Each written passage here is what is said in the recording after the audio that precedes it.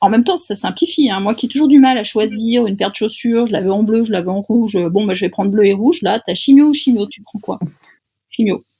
OK. Tu as dur ou dur, tu prends laquelle? Bah, dur, voilà, parce qu'il faut aller vite. Tu veux commencer tout de suite ou tout de suite? Bah, tout de suite. C'est Voilà. pas possible, Séverine.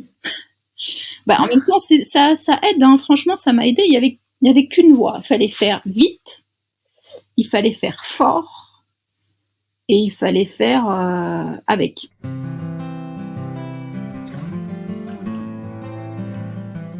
Nous naissons princesses et nous devenons guerrières.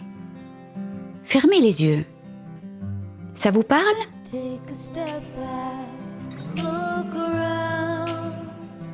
Bonjour, je suis Delphine Rémy et je vous accueille sur le podcast Naître princesse, devenir guerrière. Vous entendrez ici des personnes inspirantes, des médecins, des philosophes qui, j'espère, vous feront du bien. Vous entendrez aussi des femmes, comme vous, comme moi, des super princesses et hyper guerrières. Elles gèrent et elles galèrent. Comme vous, comme moi. Elles s'écroulent parfois et elles se relèvent. Ma rencontre avec Séverine a commencé avec le mot « urgent ».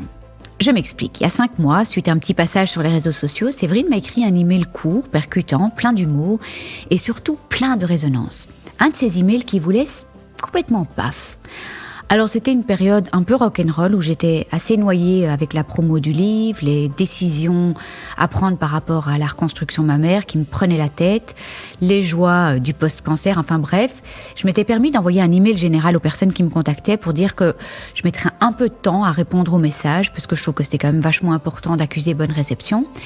Et j'avais ajouté à la fin de l'email que s'il y avait des requêtes par rapport au livre, il fallait pas hésiter à m'envoyer un message avec le mot « urgent » en sujet. Dans l'heure, notification, pim, je reçois un message de Séverine plein d'humour, de nouveau, avec urgent sujet, pour attirer mon attention. Bon, elle n'avait pas de requête par rapport au livre. Je me souviens très bien où j'ai reçu ce message. C'était un feu rouge qui met toujours 3 plombes à redevenir vert sur la place de mon village. Et depuis ces dates, chaque fois que je passe ce carrefour, je pense à elle et à ce message avec urgent en sujet. Et un jour, c'est devenu tellement urgent de la rencontrer. Et maintenant, c'est tellement urgent de vous la présenter. Alors Séverine, c'est non seulement une super princesse et hyper guerrière, une championne du monde médaille d'or comme j'adore dire, c'est aussi une amoureuse des ciels roses et des hérons. C'est une princesse des mots. Elle les fait danser, elle les fait valser, elle les décortique, elle les décompose, elle leur donne un autre sens. Elle les transforme avec brio et mieux encore, avec un humour ravageur et une autodérision qui me plonge parfois dans des rires aux éclats, qui apportent une légèreté dont on a tous et tant besoin, dans des situations qui ne sont pas toujours super légères, et je crois qu'on peut même dire dans des situations qui sont parfois vraiment trash. Côlon, métastase au foie, c'est du lourd, et elle le dit. Ouh là là, elle ne nie pas du tout la difficulté de ce qui lui arrive, mais elle a une façon de voir la vie, d'aborder ce long chemin, de rebondir et de s'émerveiller qui me touche profondément. Son premier email m'a laissé paf, sa manière d'aborder la vie me laisse aussi paf. Il y a des personnes et des rencontres qui nous rendent meilleurs, qui enrichissent notre vie. Eh bien voilà, Séverine en fait partie. Et je suis contente de vous la présenter. Et surtout très honorée qu'elle ait accepté de nous raconter son histoire. Elle nous parlera de cancer et d'espoir, de ses mantras, de ses choix, de la respiration, de la pleine conscience pleine, pas la pleine conscience tout court, mais la pleine conscience pleine, comme elle dit si bien, de l'accueil, de son médicachien papillote, de venir à soi plutôt que revenir à soi, de ce qui l'émerveille, tout ça avec beaucoup d'humour, son arme fatale qui la rend si spitante et attachante. Alors le son n'est pas top, tout ça parce que j'étais tellement impatiente de me connecter que j'ai oublié de brancher mon bon micro, mais on s'en fout, ce sera parfaitement imparfait. J'aime bien cette association de mots, parfaitement imparfait.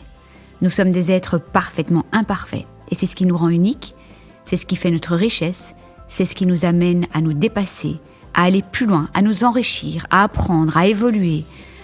Tout ce que les coups durs, tout ce que les coups du sort, tout ce que les coups de la vie nous permettent de faire si on le veut bien. Allez, zou! Sur ces belles considérations, j'accueille notre invitée spéciale, Séverine.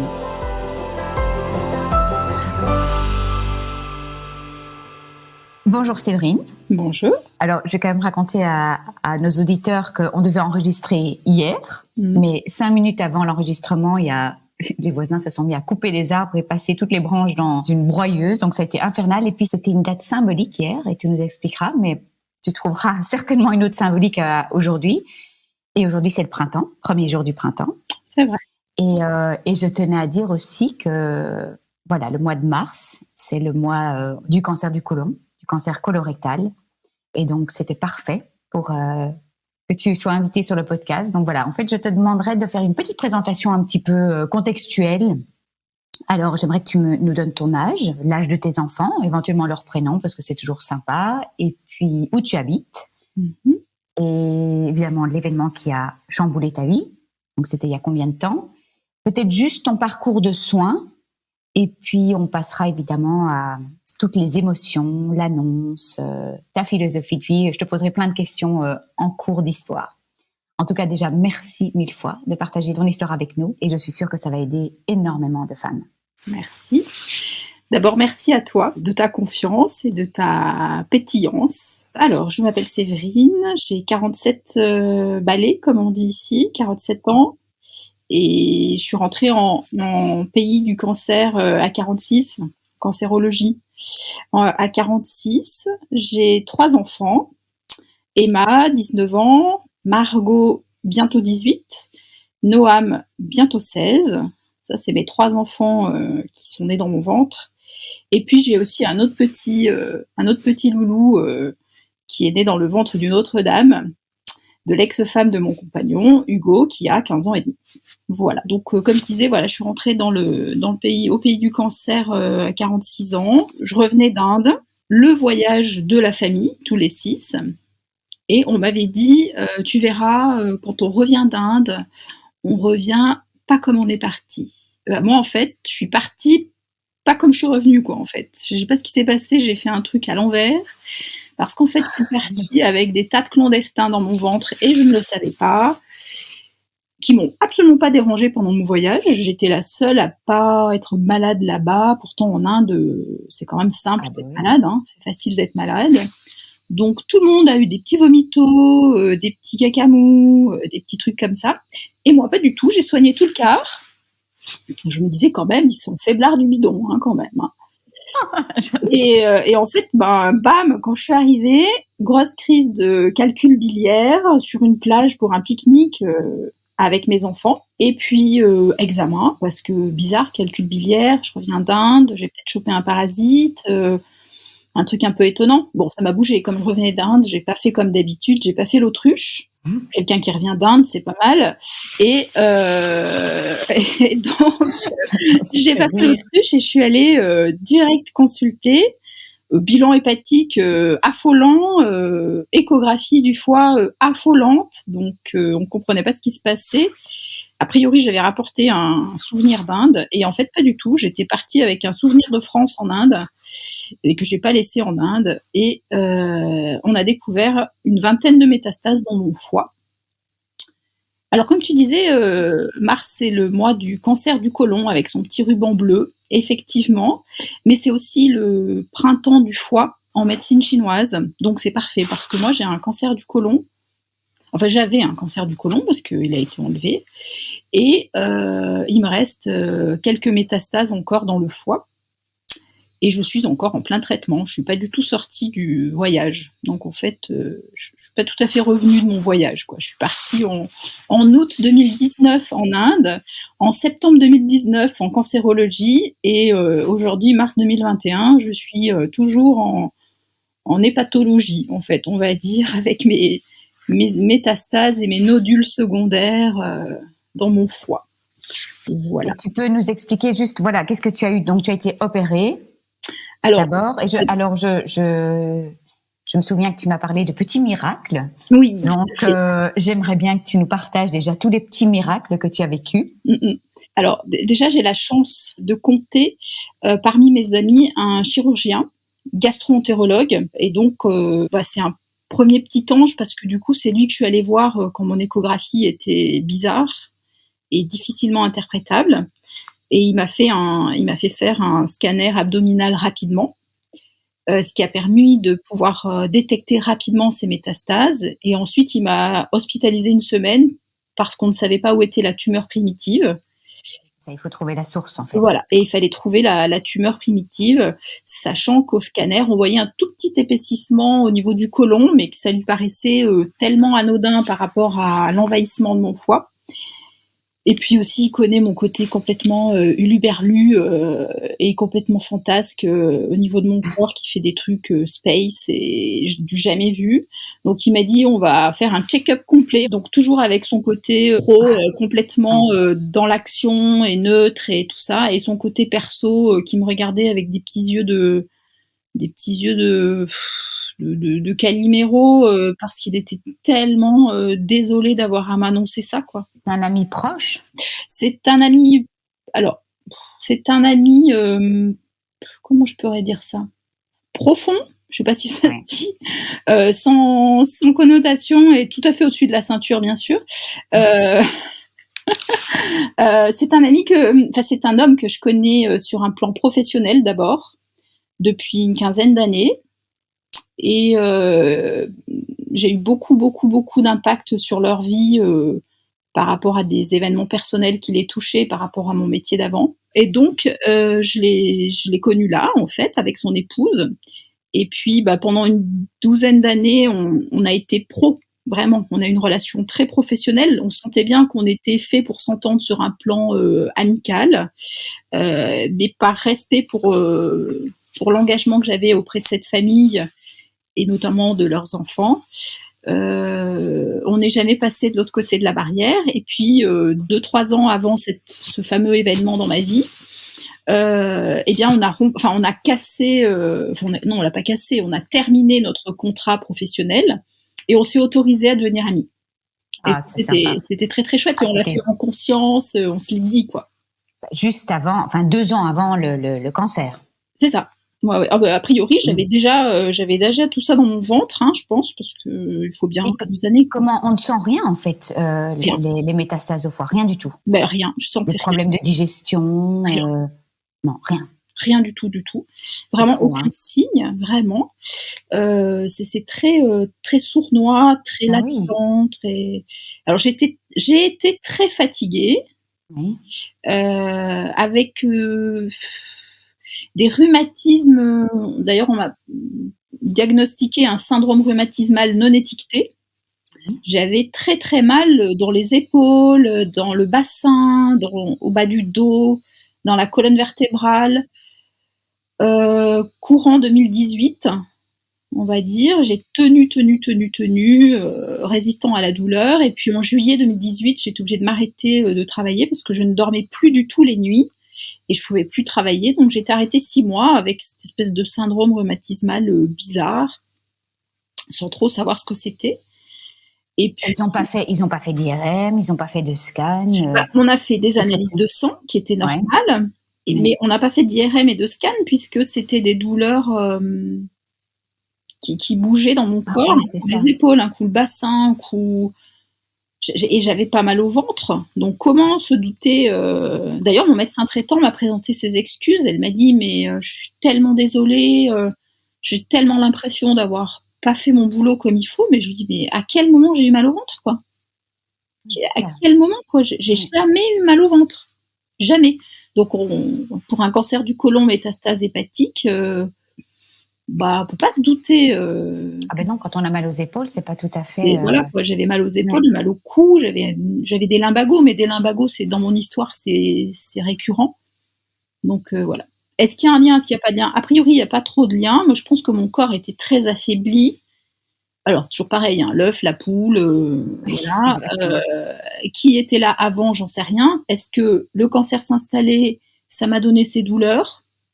Est-ce que parce que j'avais ces terribles douleurs, mon corps s'est affaibli, le cancer a pu trouver son humus et son terrain et se développer tranquille, bien caché qu'il était? J'en sais rien. Je n'en sais rien.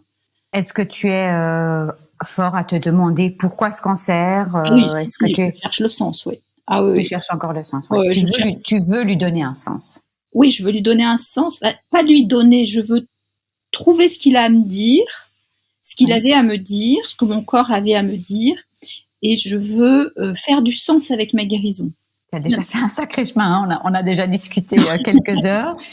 Et mais justement par rapport à ce métier d'avant, oui. Voilà, j'aimerais bien que tu nous expliques. Et puis, j'imagine qu'il y a une relation avec le fait que tu écris, parce que tu adores les mots.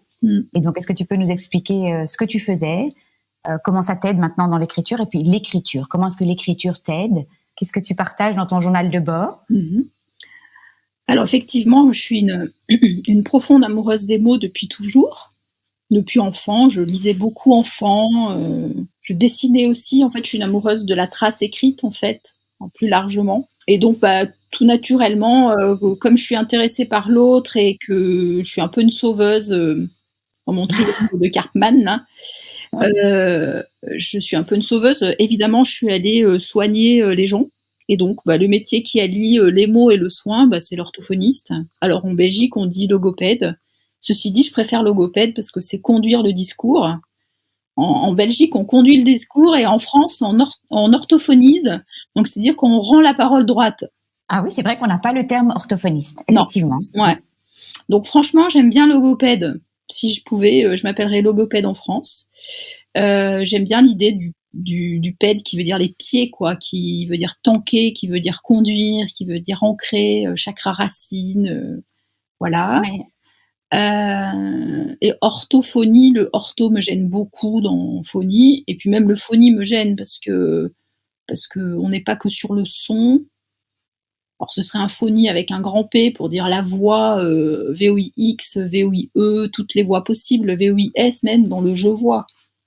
Mais voilà. Bref, tout ça pour dire que moi les mots, je les tourne, je les retourne, je les dissèque, je les colle, je les travaille, quoi. Je les travaille au corps et je les pense, P-E-N-S-E, et je crois que je suis en train de les penser, P-A-N-S-E aussi. Fantastique. Ouais. Et tous les mots, c'est-à-dire les M-O-T-S, les M-A-U-X, voilà, tous les mots, les momos aussi, M-O-M-O, les momos de Maurice, enfin tous ceux qui veulent venir, ils sont là, les mots de Mohamed, tous les momos, quoi. Et tu racontes donc ton histoire dans un journal de bord tous les jours? Alors je fais un journal de bord quelque part puisqu'il y a des dates, parce que c'est chronologique. Mais je n'écris pas tous les jours. Non, il y a des jours c'est pas ok pour moi d'écrire. Alors soit parce que c'est trop sympa comme journée que j'ai pas le temps, soit c'est parce que c'est trop mortel comme journée et que j'ai pas envie d'encore aller regarder en face les mots MAUX ou autre chose. Mais ça me tient, quoi. Les mots me tiennent, en fait. C'est eux qui sont ma structure, qui m'aident à voir clair, qui m'aident à grandir aussi. Quand tu mets tout sur papier, ça t'aide à assimiler, à digérer, comment tu te sens quand tu écris dans ce journal de bord? Oui, il y a un peu de ça, bien sûr. Ça m'aide à digérer. D'abord, ça m'a aidé à sortir du déni, parce qu'il y avait une sorte de déni à l'annonce du cancer. Donc, pour revenir sur ça, donc 4 multimétastasés au foie, non opérables. Ça fait beaucoup de contraintes là dans le démarrage. Donc, un seul. En même temps, ça simplifie les prises de décision. Hein. T'as choix, t'as chimio ou chimio, qu'est-ce que tu veux?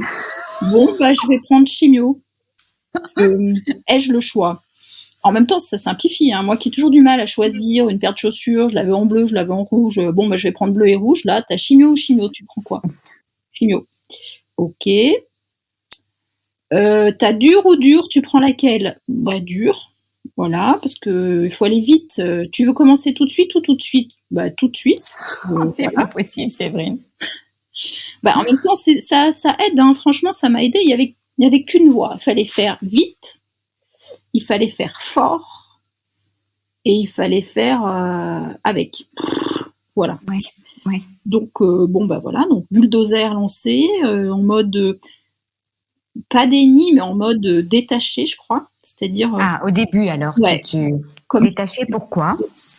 Comme si c'était pas de moi dont il s'agissait. Un peu, j'étais un peu maître d'œuvre sur un chantier. Donc, j'avais l'état des lieux du chantier donné par le chirurgien. Et j'avais l'étendue des dégâts. D'ailleurs, je lui dis ça, hein, quand il m'a annoncé qu'il y avait des métastases au foie, et que du coup, il fallait refaire un scan thoracique, donc j'ai compris direct. En fait, non, c'est pas tout à fait comme ça que ça s'est passé. C'est qu'il me dit, ton foie est bizarre, on va refaire un scan. Alors je dis, mais un scan de quoi? Il me dit, on va faire un scan thoracique. Alors je lui dis, mais tu fais quoi en faisant un scan thoracique? Tu cherches des métastases? Et il me dit, bah oui, des métastases. Je lui dis, tu cherches des métastases au poumon? Il me dit, bah oui. Je lui dis, mais tu peux pas me dire que j'ai des métastases au foie? Il me dit, bah si. Je me suis dit, mais non, il peut pas me dire ça. Puis en fait, si, il pouvait me dire ça, mais il était désolé, mais il pouvait bien me dire ça. Ouais. Et donc, en sortant du scan abdominal, je suis rentrée par la porte de sortie de la salle du scan. J'ai pas refait la queue, je suis pas repassée par la case départ du Monopoly, rien du tout. J'ai pas eu les 20 000 euros de la case de départ. J'ai refait un scan thoracique en mode abruti. J'étais ahurie, abrutie. Je planais, enfin, je savais pas où j'étais. Avec une toute petite assistante, toute fine, toute jeune, qui me dit installez-vous, ça fait pas mal, on va pas remettre de l'iode, vous avez l'iode de tout à l'heure. Elle était toute douce, c'était un deuxième petit ange en fait déjà. Oh. Après les clichés, donc respirez pas, coupez. Moi, dans la machine, je me disais, bon, allez, c'est un appareil photo, tu te laisses prendre en photo. Je disais à mon corps, bon, vous montrez bien tout, hein, les gars, hein, vous cachez pas derrière des machins. S'il y a des trucs, faut qu'on sache. Et après, elle s'est éclipsée 5 minutes en me laissant comme ça dans le truc, en me disant, je fais vite, je reviens. Et elle vient et elle me dit, tout doucement, il n'y a rien ailleurs. Oh. Et ça a été donc. Ce qu'elle n'est pas censée faire, en plus, ce qu'elle n'est pas censée faire. Non, ce qu'elle n'est pas censée faire, mais je pense qu'elle a été tellement décontenancée par les premières images qu'elle a vues au premier scan, oui. Où là, elle m'a rien dit. Elle m'a sortie de la salle et je me suis retrouvée dehors dans le couloir. Et là, il y avait le chirurgien qui m'attendait dans la salle, enfin dans le couloir. Je me suis dit, ah, bon, on s'aime bien avec Jean, mais quand même, il vient me voir à la sortie là. Comment ah bon, pourquoi Bon, après j'ai compris, hein, évidemment, ouais. parce qu'il avait un peu du lourd à me dire. Et donc elle m'a dit ça, et cette phrase, je pense qu'elle a même pas idée de l'impact que cette phrase a eu, parce que ça a été. Après j'ai zoné j'ai erré dans l'hôpital parce que je ne savais plus où je devais aller, donc je tournais, je montais, je descendais, je prenais l'ascenseur, je faisais des boucles, je ne savais plus où je devais aller. Et en fait cette phrase, à un moment, elle m'a fait comme un pouf, je sais pas comment dire, un électrochoc. Je me suis dit, il y a rien ailleurs. Ah, tu t'es raccrochée à ça. Donc je me suis raccrochée à ça, et là j'ai trouvé le chemin, j'ai appelé mon chéri, je lui ai dit, et il m'a dit une phrase aussi, il m'a dit une chose à la fois, tu vas voir Jean, puisque mon chirurgien s'appelle Jean, en verlan c'est ange. Donc, encore un ange, oui. Encore un ange. En fait, donc je suis partie avec cette phrase-là, et c'est elle qui a lancé le programme Bulldozer, quoi. C'est-à-dire, on y va, il nous faut l'état des lieux, l'étendue des dégâts, les préconisations, le devis, le montant, et je signe à quel endroit, quoi. En gros, c'était ça. C'était ça. Et on a mis la machine en route, mais plus du tout dans le déni. Donc vraiment. Alors, pilote automatique peut-être. Ouais, pilotage automatique. On avance. Ouais, voilà, on avance. Ouais, marche avant, quoi. Ouais. Marche avant, ouais. Voiture automatique, mise en route du logiciel, go. Et là, tout a démarré. Et là, tout a démarré. Alors, donc, non opérable, donc chimio pendant 3 mois. Ah oui, c'est ça, non opérable, oui. Ouais. C'est un des petits miracles après, ouais. Oui. On reviendra dessus. On reviendra dessus, non opérable, chimio pendant 3 mois. La première chimio, elle m'a mis par terre, j'ai été hospitalisée d'urgence parce que j'avais de la fièvre et j'étais asthénique complet, apathique. Je commençais une phrase et je la finissais pas parce que je m'étais endormie en cours de route. Donc là, mon compagnon, il s'est dit, il y a un problème. L'infirmière qui était venue me dépiquer le porte-à-4, parce que c'est des chimios, cancer du côlon, c'est des chimios sur 2 jours et demi. Ah oui, c'est ça. Moi, je connais pas du tout tous ces traitements, évidemment, parce que ça n'a rien à voir avec le cancer du sein. Ouais. Ouais, donc on Donc a, tu repars avec ta poche alors. je repars avec un petit biberon, une petite bonbonne, là, une bonbonnette. Ouais, ouais. Et donc jeudi, moi c'était jeudi, vendredi, samedi. Donc le jeudi, j'étais en ambulatoire, j'avais 7 heures d'injection Oh mon Dieu. avec des tas de produits. Le vendredi, j'ai retourné et j'avais 5 heures d'injection. Ah oui, et le jeudi soir, pardon, je repartais avec ma petite bonbonne jusqu'au samedi midi. Et samedi midi, l'infirmière venait me dépiquer la bonbonne qui était piquée dans le porte-à-quatre. Donc je dormais avec. Enfin, je veux dire, faut établir une fusion avec cette affaire-là. Il faut se doucher avec. Ça coule à petites gouttes pendant 3 jours. C'est ça. C'est une petite tisane en fait de fluorouracil. Rien que le mot, ça fait burk. Et en plus, la bonbonne, ils l'ont choisie jaune. Franchement, les gars, avec les nausées, le jaune, mais je sais pas, prendre une couleur neutre, quoi, noir, blanc, quoi, je sais pas, jaune. Bref. Il vaut mieux en rire qu'en pleurer, mais Ouais, bah, de toute façon, c'est ce que je dis. Je dis, écoutez, les gars, moi, je vais essayer de garder mon humour, enfin, de trouver mon humour, l'amplifier, parce qu'au moins le voyage, il sera agréable, parce que de toute façon, l'issue, ben, on la connaît pas, mais au moins le voyage, il aura été agréable. Hein, donc, voilà, quoi. Parce que sinon, si le voyage est désagréable, c'est tout de suite moins sympa. Après, je dis pas, il y a des jours où je suis pas du tout agréable et où c'est pas du tout agréable et oui, on y reviendra. Ouais. enfin, je travaille à accueillir, quoi. Voilà. Le fameux l'accueil, le pouvoir insoupçonnable de l'accueil. C'est pas ça. toujours évident, hein. Parfois, on n'a pas du tout envie. Hein. Non, mais c'est pour ça qu'ils ont mis les dossiers à accueil. Hein. Tac, t'es arrêté une première fois, t'es sûr que tu veux accueillir ça? Paf, deuxième, c'est vraiment, tu veux accueillir ça? Ça, j'avais jamais entendu. Ouais. Hey. Tu es extraordinaire. Accueil, en fait. En fait, c'est accueil. A, t'as d'abord le A. C, t'es sûr? T'es reçu vraiment? Ça va être chaud. Et hey, après, c'est... Aïe. Et ça passe. C'est extraordinaire. Bah, ça me vient là maintenant, mais je me dis que c'est un parfait mot, quoi. Accueil. C'est parfait. Ouais. C'est vraiment le mot. Ça fait mal, quoi. Ça fait mal d'accueillir. Alors, dans tes jours voilà, les plus creux, quelles sont tes petites stratégies? Alors, je ne sais pas si on peut parler de stratégie. Est-ce que tu as des petits mantras? Qu'est-ce que tu fais, à part l'accueil? C'est déjà une première étape. Qu'est-ce que tu fais pour sortir du creux?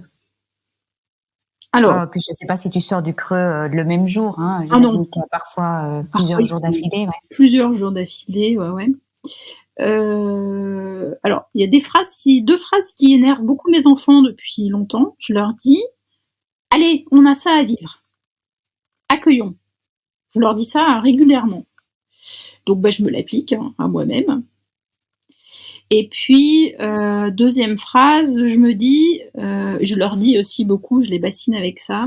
Cherchons le positif. Dans toute situation, y a du positif, il y a un enseignement, une leçon à tirer. Donc, je pars de là. Voilà. Et puis... Alors, on a ça à vivre. Ouais. C'est chaque petite expérience, quoi. Oui, voilà, on a ça à vivre. Dans le sens où on a ça, tu veux dire, on a ça à vivre, on a à vivre ce que je vis pour le moment. Oui, tout à fait. Ouais. Oui, on a ça à vivre. Et c'est ce que je leur ai dit d'ailleurs parce que alors, je pense que le truc le plus dur, ça a été d'annoncer ça à mes enfants. Voilà, j'allais y revenir, évidemment. Ah ouais, ça c'était... Le mot métastase, les enfants n'aiment pas. Hein. Déjà cancer, mais métastase, ouais. Ouais. Est-ce qu'ils ont été très inquiets? Comment tu as fait? Alors, j'ai annoncé ça, donc j'ai appris que j'avais un cancer le samedi 31 août. C'est fou, tout le monde se souvient de ces dates. Je pense que ouais, toutes les personnes que j'ai interviewées, c'est vraiment la date et l'heure même. Oui. Ouais, ça devait être 9h12, moi je pense. 9h12 et 12 secondes, un truc comme ça. J'avais 2 de mes enfants à la maison cette semaine-là et ma fille aînée était en week-end. Où est-ce qu'elle était? Un truc de rap ou je sais pas quoi. Non, pas de rap. Oh, non, mon Dieu, pas de rap. Un autre type de musique qu'elle écoute. Je sais même plus comment ça s'appelle. Et elle était donc sur 2 jours à une centaine de kilomètres de chez moi. Moi, j'habite donc dans le sud de la France, à Aubagne, à côté de Marseille, au pays des cigales. Et donc, Fantastique, mais moi j'adore, on n'en a pas chez nous. non. Souvent, je demandais à des amis, est-ce que tu peux pas m'envoyer le bruit des cigales par... Oui, il y a des petites machines, par... il y a des petits trucs qui font le bruit des Non, cigales. ouais, ah bah oui, mais non, mais que tu m'envoies toi le bruit de tes cigales. Ah oui, c'est La prochaine simple, hein. fois. Ah oui, Fantastique. l'été, c'est simple. À partir de juin, dès qu'il fait un peu chaud, Ça crie, hein? les cigales sont en route. Oui, d'ailleurs, ça peut vraiment gêner des touristes qui n'ont pas l'habitude pour dormir, s'endormir, parce que parfois elles chantent jusqu'à tard le soir. Ouais, elle s'arrête la nuit, non? Oui, elles s'arrêtent, mais elles chantent parfois jusqu'à un peu tard, quoi, jusqu'à 10 ou 11 heures, tant que la température de l'air est suffisamment chaude pour elles, quoi. Et donc, le samedi, donc, j'avais ça, et donc j'ai dû attendre le retour de ma fille qui revenait le dimanche en début d'après-midi de Nîmes. Et je leur ai dit que j'avais un truc à leur dire, et je demandais à Emma, donc ma grande, de passer à la maison. Alors, elle n'était pas très motivée pour passer. Elle était très fatiguée. Elle préférait aller se coucher directement. Bon, je lui ai fait comprendre que j'avais un truc important à leur dire. Et je crois que mes filles ont compris. Elles avaient compris qu'il y avait un truc Pas sympa. pas sympa. Vraiment pas sympa. Je suis rarement insistante. Je suis une maman plutôt compréhensive. Si elle peut pas passer tel dimanche, on en parlera le mardi ou le jeudi ou je ne sais quoi. Donc je leur ai demandé ça, et il a fallu que je tienne donc du samedi midi jusqu'au dimanche début d'après-midi, continuer à vivre sans dire à mon fils Noam et à ma fille Margot et à mon beau-fils Hugo qui était là ce week-end-là aussi, sans leur dire quoi qu'il y avait une espèce de bombe qui t'était tombée dessus, ouais. Ouais, je sais pas je sais même pas le nom que je peux lui donner, parce que c'était, en fait, que ma vie s'était arrêtée, en fait. Je crois que ça faisait un peu ça faisait beau, pof, et bim, comme disent les jeunes, quoi. C'était vraiment ça, quoi. Et donc j'ai cherché comment leur dire, quel mot j'allais utiliser, où j'allais le dire, dans quelle pièce de la maison, est-ce que je devais le dire dans la maison, dehors. C'était très compliqué. Et puis le dimanche matin, je suis allée me promener dans ma ville, parce que tous les 2 ans, il y a un salon de céramique. Oh, j'adore. Ça s'appelle Argila. Ouais. Et j'y vais donc tous les 2 ans, et je déambule au cœur de tous ces exposants qui présentent toute leur créativité avec amour, avec passion et avec émerveillement. Donc je me suis laissée un petit peu transporter sur les stands. Alors très peu en fait, hein. J'ai pas été transportée beaucoup. Les autres années, je suis à fond, j'ai les larmes aux yeux, je vibre avec le créateur, avec l'artiste en face de moi, avec c'est vraiment des gens qui viennent de partout. Donc il y a beaucoup d'Espagnols, beaucoup d'Italiens, des gens d'Amérique du Sud. Enfin, c'est international comme salon. C'est très grand. Et bon, là, évidemment, je me suis pas hyper laissée embarquer par leur truc, mais je me suis laissée embarquer sur un stand d'une céramiste que j'adore, et que chaque année je vais voir quand elle expose, une Espagnole. Et donc je suis allée me poser sur son stand en me disant ah non, mais là je vais sûrement arriver à trouver quelque chose, quoi, qui m'embarque. En fait, j'avais envie d'être embarquée dans des étincelles de vie normale d'avant, quoi, de oublier quelques secondes cette espèce d'énorme annonce qu'on m'avait faite, quoi. Tu lui en as parlé à cette femme? Ouais, quelque part, je lui en ai parlé. Alors, à demi-mot, parce que là, évidemment, j'avais oublié tout mon espagnol, je savais plus parler. C'était la langue des signes qui venait, parce que je parle la langue des signes, et je lui parlais en langue des signes, et je me disais, mais n'importe quoi. Elle, c'est espagnol. La langue des signes, elle comprend pas. Donc, mais j'étais dans la confusion, quoi, vraiment. J'étais dans la confusion totale. Et je me suis laissée embarquer par un petit tableau qu'elle avait fait, sur lequel il y avait un petit nuage en céramique qui était fixé sur ce petit tableau en bois. Déjà, le bois, c'est chaleureux, c'est une matière noble, c'est vivant, enfin, ça vit, quoi. Et longtemps, il y avait un côté longévité qui qui m'a touchée, je Parlait, pense, oui. voilà, qui m'a parlé. Et puis sur ce petit nuage blanc de céramique en blanc, émaillé blanc mat, quelque chose qui brille pas dehors, mais qui brille dedans en fait. Il y avait 4 petits personnages dessus, et il y avait 3 blancs et un noir. Et je trouvais que c'était hyper décalé, puisque moi, mes enfants sont métis. Et donc, pour moi, ils sont noirs, on va dire, et moi, c'est moi qui suis blanche. Et là, j'aimais bien le côté décalé, où finalement, il y avait Dans une l'autre noire sens, et oui. 3 blancs. Et symboliquement, ça m'a parlé, donc j'ai acheté ce petit tableau. Oh, formidable. Et je me suis dit, ça fera mon entrée en matière. Je vais leur dire que j'ai acheté ça, que ça m'a porté, que ça nous symbolise et que ça va nous représenter dans notre parcours qui allait arriver. Et dans cette rentrée scolaire de début de septembre qui était complètement, alors pour le coup, inédite. Hein. Là, il y a toutes les saisons des séries sur Netflix. Voilà, je voulais faire un pendant avec ça parce qu'ils me parlent tout le temps de leurs séries et de leurs saisons, et ça m'a parlé dans l'autre sens. Alors, nous, on va démarrer une super série, saison 1, épisode 1, épisode 1. Bof. Voilà. Et en leur disant, voilà, quand je serai guérie, on ira voir cette femme en Espagne, elle est près de Barcelone, et on ira voir son atelier. On ira le visiter, ça sera l'objectif final. Bon, à cette époque-là, je savais pas qu'il y aurait Covid et coronavirus et compagnie, et qu'on serait beaucoup limité dans nos déplacements. Bon, de toute façon, c'est pas grave, je suis pas guérie, donc c'est trop tôt. Pas encore. On peut pas y aller encore, c'est trop tôt. Ce sera ton premier voyage.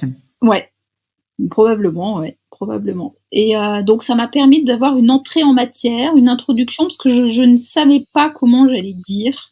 Et voilà, et donc ça s'est fait, donc dans ma chambre, sur mon lit, avec à ma gauche mon fils, en face de moi ma grande, et à ma droite mon numéro 2, Margot. Et j'ai eu 3 réactions complètement différentes. Donc Margot s'est effondrée, elle a pleuré sur moi, sur mes jambes pendant 1 heure, je pense. Margot veut faire médecine, donc elle a un œil et une oreille déjà avertis sur beaucoup de choses. J'ai eu ma grande qui a mis de la distance. C'était trop pour elle, c'était trop. Bon, après, elle avait une sacrée rentrée, hein, parce qu'elle commençait la fac, première année de fac, donc Emma a mis de la distance. Et Noam m'a dit mais même pas peur, maman. De toute façon, t'es une guerrière, t'es une warrior, tu vas t'en sortir, je le sais. C'est fou, hein, de voir la réaction tellement différente des enfants. Ouais. Il faut accepter toutes ces réactions. La distance aussi, hein, c'est pas toujours évident. Non, c'était difficile pour elle, pour moi aussi. Enfin, tout était difficile de toute façon, et ça ne peut être que difficile d'ailleurs. Hein. Alors, je leur ai demandé comment ils voulaient qu'on se comporte, comment ils voulaient que je sois pendant ma maladie. Est-ce qu'ils voulaient avoir des informations? Est-ce qu'ils voulaient ne pas en avoir? Et je leur ai demandé à chacun d'être authentique avec eux-mêmes et honnête avec eux-mêmes, et que je ferais différemment si un voulait savoir, l'autre pas. Je respecterais ça. Super intéressant ce que tu dis, hein. Oui, donc en respectant en fait les besoins de chacun. Et ils m'ont donné tous les 3 la même réponse, qui ne m'a pas étonnée. Hein. Ils voulaient tout savoir et être au courant de tout. Il n'y a rien de pire en fait finalement que d'imaginer le pire. Oui, je pense aussi. Donc transparence, et ça m'allait très très bien. Et là on était raccord, ça a fait union quelque part, même si chacun avait sa petite réaction personnalisée. Là on a fait corps. Et puis après je suis allée parler à mon beau-fils. Oui. Alors, il y avait une certaine distance, puisque c'est mon beau-fils, donc il n'était pas impacté de la même façon, mais il était très impacté parce que le premier chéri de sa maman, après le divorce de ses parents, est décédé d'un cancer. Très rapidement. Enfin, pour lui, c'était une répétition, quoi. Oui. Et c'était extrêmement compliqué pour lui d'avoir à vivre encore le cancer, quoi. Encore. Et il m'a dit, mais moi je t'aime, je veux pas que tu meures. Et je lui dis, mais moi non plus, je veux pas mourir. J'ai bien l'intention de guérir de ce cancer. Et il m'a dit, mais je connais personne qui est guéri d'un cancer. Alors là, je lui ai parlé de gens qu'il connaissait dans mes amis qui avaient survécu à un cancer, et notamment la femme de mon chirurgien qui avait eu un cancer 2 ans auparavant, un cancer du sein, et qui est en rémission et en guérison aujourd'hui. Donc, il en revenait pas. Il me dit, ah bon, mais on meurt pas Automatiquement. on ne meurt pas automatiquement. Il s'était fait ce parallèle, enfin ce raccourci-là, lui. Cancer, mourir. Bon, c'est vrai que son beau-père avait eu un cancer très agressif, et je lui demandais à lui aussi s'il voulait de la transparence, parce qu'il n'est pas habitué à de la transparence. Et il m'a dit, oui, je veux tout savoir. Donc j'avais mes quatre loulous qui voulaient tout savoir. C'était simple pour moi. Ça m'a simplifié les choses. Et j'imagine qu'avec ton positivisme, il devait se raccrocher à ça. Ton humour, ton positivisme, tu es une battante. Donc j'imagine que voilà, l'enfant se raccroche à ce qu'il a envie de se raccrocher. Et alors je t'avais posé cette petite question des stratégies. Alors je sais pas si c'est le bon terme, mais et bon, je pense qu'il y a des auditeurs qui pourront, il y aura des résonances avec eux, et c'est toujours bien d'entendre ce qui a aidé certaines personnes, parce que ça ouvre le champ des possibles pour d'autres. Et qu'est-ce qui t'a le plus aidé? Qu'est-ce qui t'aide le plus maintenant? Alors je sais que tu médites, je sais que tu te balades énormément en forêt, ou peut-être pas en forêt, je sais pas, tu m'as envoyé des magnifiques photos de ciel absolument splendide. Ouais. Alors j'ai un médicachien. Médicachien, extraordinaire. J'ai un médicachien parce que j'ai toujours rêvé d'avoir un chien, et mes enfants aussi, et je ne m'étais pas autorisée à avoir un chien. Et j'ai décidé de prendre un petit cocker, parce que je savais que ça allait être très long. Je sais que j'ai besoin de discipline. Et là, je savais qu'il allait falloir que je me raccroche à de la nature, et que je sorte, et que je bouge mon corps, même si ça allait être compliqué. Et quoi de mieux que quand on vit en appartement qu'un chien? Parce que... Ah ben ça c'est génial, hein, on est bien forcé. On est obligé de le sortir. Et c'était une évidence, je me suis dit, voilà, ce sera ma discipline. Et ce sera mon petit poumon, en fait. Ce que tu me disais, qu'est-ce qui t'aide le plus? En un, c'est respirer, je crois. Parce que je me suis... dès qu'on m'a annoncé ça, je me suis dit, allez, respire. 1, inspire. 2, expire. 1, inspire. Et je me le disais comme ça, j'étais centrée, quoi. J'étais dans l'instant présent. Là, pour l'instant, je suis en vie. Demain, j'en sais rien. Mais en même temps, personne ne sait si demain, il sera en vie. Hein. Donc, certes, le cancer nous ramène la mort devant les yeux. Aucun humain, voire même aucun animal, ne sait si demain, il sera en vie. Hein. En fait, tout est possible, hein, vraiment. Tout peut arriver. Et le fait de respirer, c'est comme si tout ce qui était dans la tête descend. Ouais, voilà, c'est ça. Ouais, j'avais besoin d'être... et c'était ça aussi qui m'attirait dans le chien.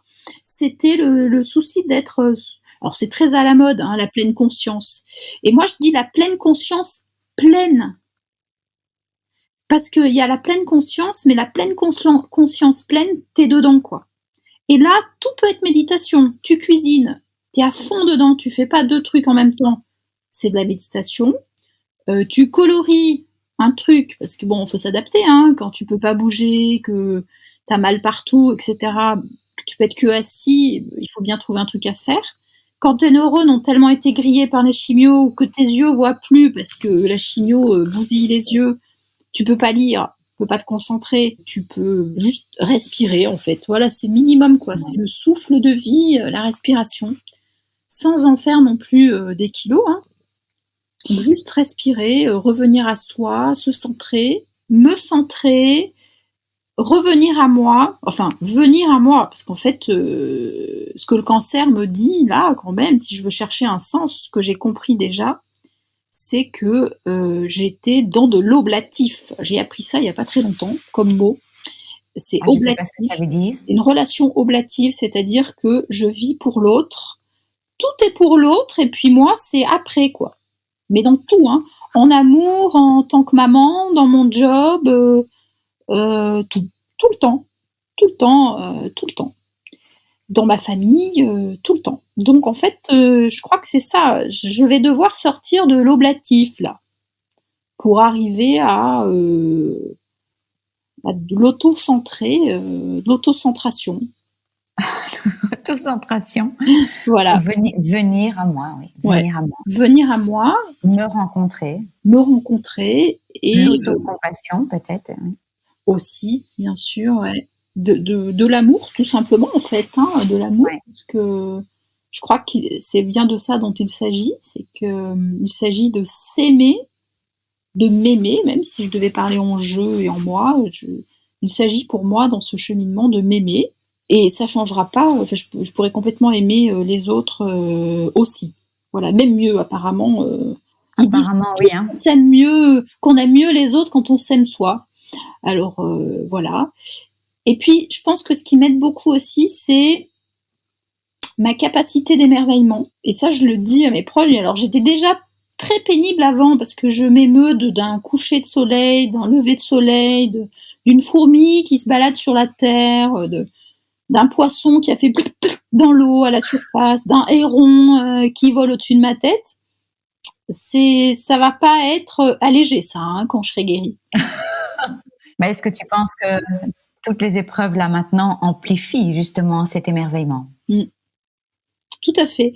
Donc, alors je me dis que avant, je les vivais peut-être dans mon mental. Je vivais peut-être un émerveillement mental, dans le mental, et que là, je le vis, quoique je le vivais quand même bien à l'intérieur, mais là, je le vis encore plus. Ouais, voilà, puissance, en taille XXL, en 3D, en tout ce que tu veux à l'intérieur, en fait.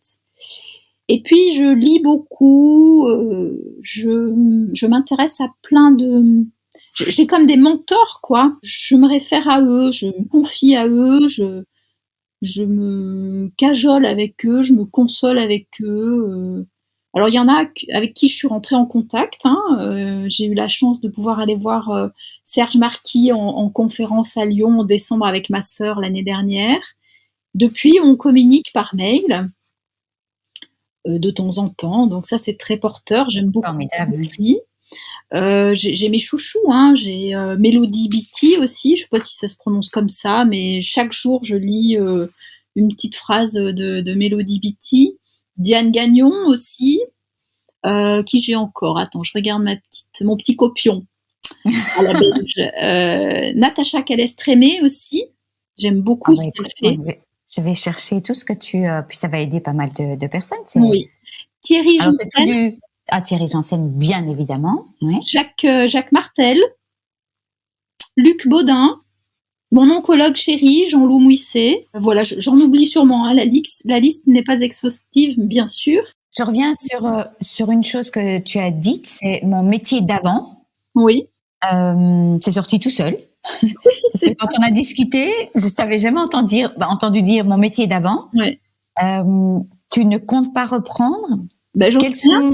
Apparemment, il y a une décision qui s'est prise à l'intérieur et ils m'ont pas encore prévenu. Ce lapsus, c'est pas un lapsus, mais cet acte manqué, on va dire, cette parole manquée, je vais y réfléchir parce que effectivement, elle a tout son sens.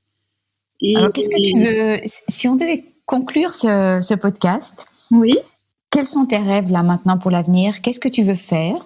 Quels sont tes premiers petits rêves concrets? Et puis, qu'est-ce que tu aurais envie de... c'est des questions un peu larges. Hein. C'est vrai que c'est pas évident de répondre comme ça du tac au tac, mais qu'est-ce qui te vient à l'esprit? Alors, en 1, changer ma façon de vivre.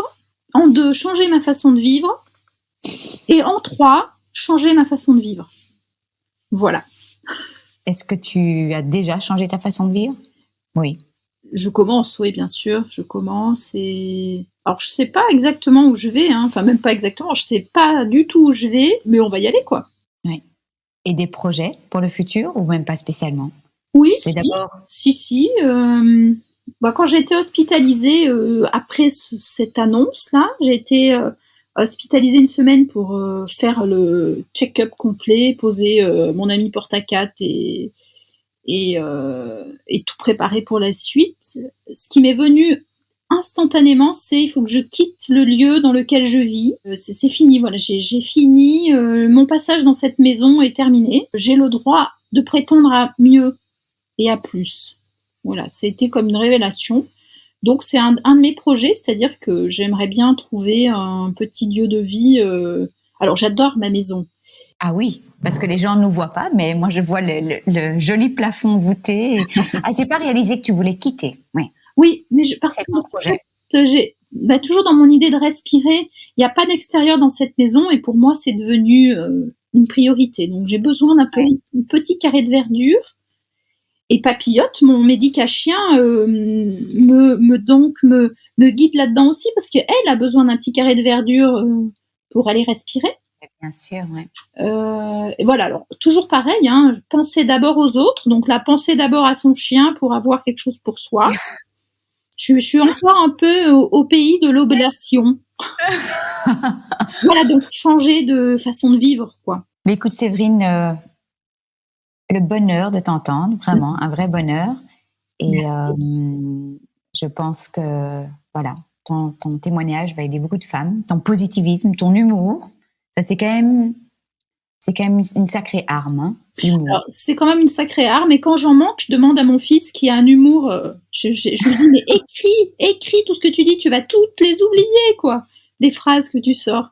Et quand ça va pas, d'ailleurs, je leur dis, je dis à mes enfants, là, je suis pas bien, j'ai besoin, donc mon fils, son humour, ma fille, sa présence,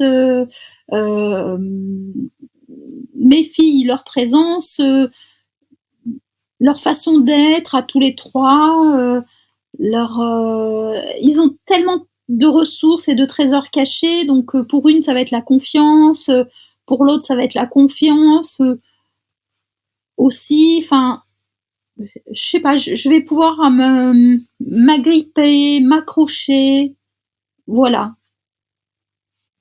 Et là, vous voyez, je sais pas si vous entendez, mais ça aussi, c'est important. Donc, je suis en train d'accueillir. Vous avez remarqué que dans accepter, il y a 2 C aussi. Vous faites le même chemin. Axe et péter. Et ma bouche tremble. Ça, c'est les effets des chimios.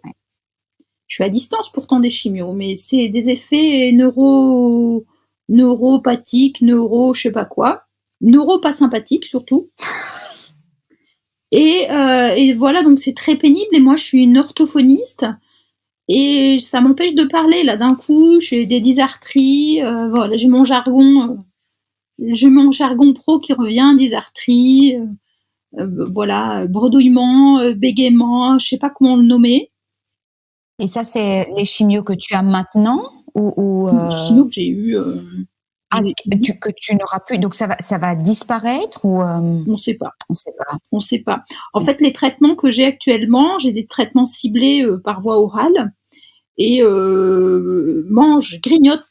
A priori, c'est l'explication que je m'en fais. Grignote tout mon magnésium. Et quand on n'a plus de magnésium, eh ben, on peut plus commander les muscles. Et là, je suis en train de me servir des muscles de ma bouche puisque je vous parle. Et voilà, si vous entendez, mon débit est moins rapide que tout à l'heure. Ça va, ça vient, voilà. C'est la fatigue, souvent la fatigue. Oui, la fatigue et puis le niveau émotionnel de ce que je dis aussi. Ouais. C'est vraiment. Et donc, tu reçois des doses massives de magnésium? Massif. Je suis sur des doses de folie. Ouais. Ah, je fais la joie de ma naturopathe. Je suis sa cliente VIP tapis rouge, triple carte de fidélité. Voilà. Je suis à chouchoute. Ah oui, tous ces compléments alimentaires, c'est vraiment pas, c'est pas gratuit en plus, hein. Non, c'est pas gratuit. Non, c'est vraiment pas. Mais écoute, Séverine, merci.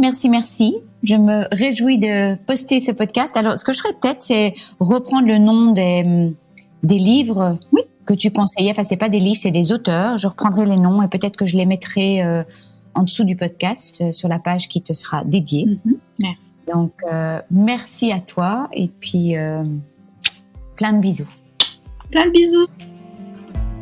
Je vous remercie de tout cœur de nous avoir écoutés. N'oubliez pas de vous abonner si vous souhaitez recevoir les notifications des prochains épisodes. Et puis si vous avez apprécié cet épisode, ça me ferait vraiment très plaisir que vous me laissiez une bonne note, comme à l'école, 5 étoiles, et peut-être même un commentaire ou un partage sur les réseaux sociaux.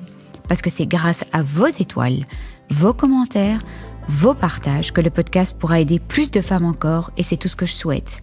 Donner ou redonner espoir, ce serait l'écoute toutes ensemble, partager nos joies, nos peines et célébrer toutes les princesses et guerrières de ce monde. Si vous désirez vous aussi partager votre histoire, n'hésitez pas à me contacter via le blog Cancer je gère, cancer-je-gère.blog. Il y a des instructions pour le partage de témoignages. Et puis je vous embrasse tous et toutes très très fort. Prenez soin de vous et on se retrouve la semaine prochaine. Gros bisous!